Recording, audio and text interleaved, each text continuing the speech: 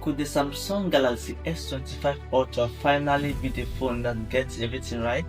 Is this the ultimate combination of design, camera, display, battery, and performance? Or is it just a polished version of the S24 Ultra that's come before it? I have spent time looking at this device closely, and today I want to take you on a journey, not just through the spec, but through how this phone feels in real life. So if you've been considering an upgrade, stay with me till the end because the price breakdown might surprise you. And before we dive in, don't forget to hit that subscribe button. I bring you honest, detailed review with no shortcuts. If you want the truth about phones, you want to stay tuned. The first time I picked up the S25 Ultra, the titanium frame immediately stood out. It feels cool and solid in the hand, almost like holding a high-end wristwatch. Compared to the S24 Ultra's aluminum, the difference is subtle, but it gives the phone a sturdier, more premium character. And let's be real, at 218 grams, it's still not a light phone. But here's the thing, that makes it feel it's worth what you paid for. When you hold it, you don't feel like you are holding just another gadget. You feel like you are holding a piece of technology designed to last. Last year's S24 Ultra weighs 232 grams, heavier but not as balanced. The reduction may not sound like much on paper, but on hand, it does feel different.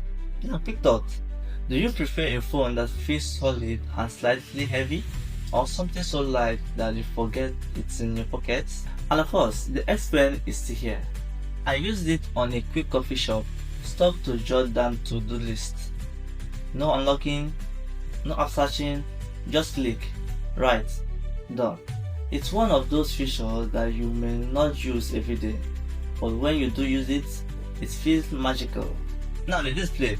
Step outside at midday. With most phones, you'll find yourself shading the screen with your hand.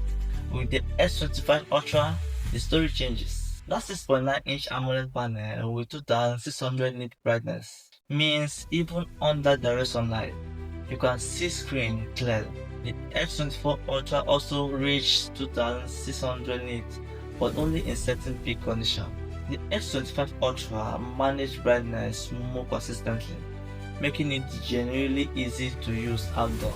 Scrolling to social media, the 120Hz refresh rate feels like flipping pages in a magazine, smooth and effortless. And with the new anti-reflective coating, I actually tried watching a YouTube video outside on a bench, and the glare was noticeably reduced compared to the S24 Ultra. If you had a choice, would you rather have this kind of insane brightness or trade it for a slightly longer battery life? Now, performance. Under the hood, the S25 Ultra is running the Snapdragon 8 Elite compared to the Snapdragon 8 Gen 3 for the Galaxy S24 Ultra. In practice, it's not about raw speed. Both phones are ridiculously fast. It's about efficiency. I tested Call of Duty side by side on the two, and while gameplay looks almost identical, the S25 Ultra stays cooler and longer. That's the kind of detail you only notice when you push this device hard. And the 16GB of RAM option gives the S25 Ultra a little more breathing room than the S24 Ultra, which is about 12GB of RAM. I had multiple apps: YouTube, Chrome with 15 tabs, Instagram and video editing running at once, and it didn't even hesitate. Here is something for you. Do you think most people really feel these differences in real life? Or is it mainly just number on a spec sheet? Storage. Here, Samsung keeps things simple. 256GB, 512GB and 1TB option. Same as the S24 Ultra.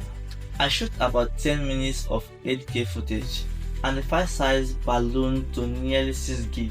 If you are someone who films content regularly, the 1TB model is a blessing, but realistically, for most, 256GB is more than enough.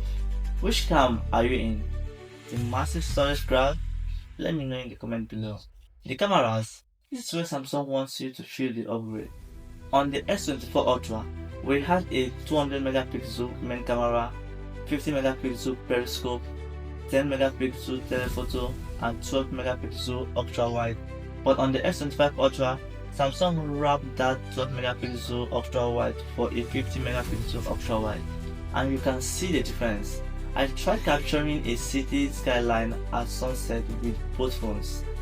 The S24 Ultra gave me decent clarity, but the S25 Ultra wide showed more detail in the cloud, sharper building edges, and richer colors. Video also got a major lift. Now sound. Speakers tuned by AKG are back again. Watching a movie on Netflix with the S25 Ultra, I noticed voices came through slightly clearer compared to the S24 Ultra. No headphone jack, same as last year. It's all wireless and USB-C now. Do you miss wired audio, or is wireless the new normal for you? Battery and charging. Both the S24 Ultra and the S25 Ultra comes with a 5000 mAh battery and a 40 watts fast charging. But here is the kicker. The S25 Ultra lasted about an extra hour in majesty. Watching back-to-back YouTube video on full brightness, the S24 Ultra gave me about 7 hours, while the S25 Ultra pushed closer to 8 hours. That's thanks to the Snapdragon 8 Elite smarter power management. Box content. The unboxing experience hasn't changed. The phone itself, a USB-C cable, paperwork, no charger. Some say it's for the environment, some say it's cost cutting. Either way, you will likely need to buy a separate charger if you don't already own one. What do you think? Is Samsung genuinely being eco-friendly here, or just saving money? Now, pricing. Here's where things get serious. The S25 Ultra launches at around $837 to $1,169 internationally. That's very close to the S24 Ultra's launch price, so you are not paying significantly more, which is refreshing in today's market. If you are watching internationally, do the quick math, compare it to your local currency. You might be surprised.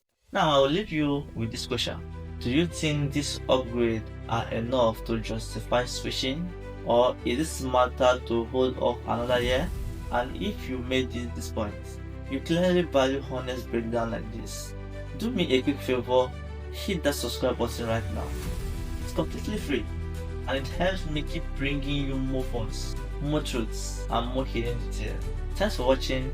See you in the next video.